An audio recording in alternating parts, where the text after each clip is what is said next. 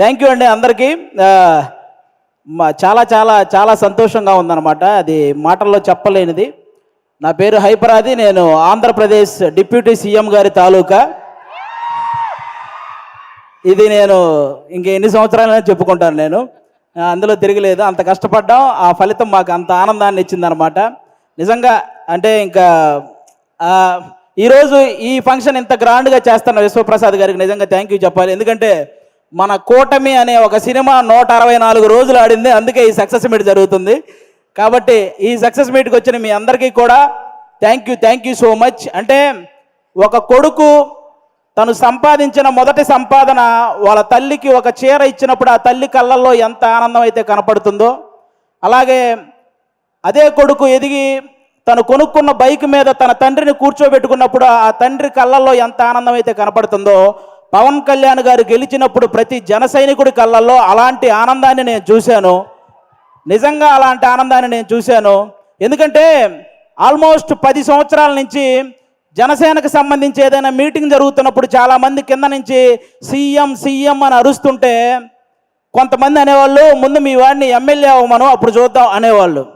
బాబు మీ అందరికీ చెప్తున్నా, 21 చోట్ల నిలబడితే 21 మంది ఎమ్మెల్యేలని కొట్టాడు, 2 ఎంపీలు కొట్టాడు. ఇప్పుడు మాట్లాడండి ఎవరైనా, ఆంధ్రప్రదేశ్కి డిప్యూటీ సీఎం, మరి ఇంకెంతకంటే ఏం చెప్పాలి వాళ్ళందరికీ. ఈరోజు చెప్తున్నాను, రాజకీయం అనేది బ్రతికి ఉన్నంత కాలం పవన్ కళ్యాణ్ అనే పేరు వినబడుతూనే ఉంటుంది. అలాంటి సక్సెస్ని మీరు ఈరోజు చూశారు. నాకు తెలిసి 10వ తరగతి సోషల్ బుక్లో మీరందరూ చరిత్రల గురించి చదువుతుంటారు, చాలామంది రాజుల చరిత్ర. వాళ్ళందరికీ ఏమాత్రం తీసిపోని చరిత్ర ఈరోజు పవన్ కళ్యాణ్ గారిది. ఆ రాజుల కాలంలో వాళ్ళు చేసిన యుద్ధాలు, లేకపోతే కుర్చీల కోసం కొట్లాట, చావులు ఇవి మాత్రమే ఉంటాయి. కానీ మన పవన్ కళ్యాణ్ గారి చరిత్రలో త్యాగాలు, సహాయాలు ఇవి ఉంటాయి. ఇలాంటి నాయకుడి గురించి ప్రతి ఒక్కరూ మాట్లాడుకోవాలి, ప్రతి ఒక్కరూ ఆయన్ని ఇన్స్పిరేషన్గా తీసుకోవాలని మనస్ఫూర్తిగా కోరుకుంటున్నాను. ఈ ప్రపంచంలో ఎలాంటి నాయకుడైనా గెలిస్తే ఒక గర్వం ఉంటుంది, కానీ ఒక్క పవన్ కళ్యాణ్ గారిలోనే గెలిచిన తర్వాత ఒక భయాన్ని నేను చూశాను. ఎందుకంటే ప్రజలు నా మీద ఇంత బాధ్యత పెట్టారు, ఆ బాధ్యతని 100% స్ట్రైక్ రేట్తో ఎలాగైతే నేను ఎమ్మెల్యేలని సాధించానో అదే 100% స్ట్రైక్ రేట్తో ఆ బాధ్యతలన్నీ నిర్వర్తించాలనే భయం ఆయన కళ్ళల్లో నేను చూశాను. అలాంటి నాయకుడు మనకు దొరికినందుకు నిజంగా మనం అదృష్టంగా భావించాలి.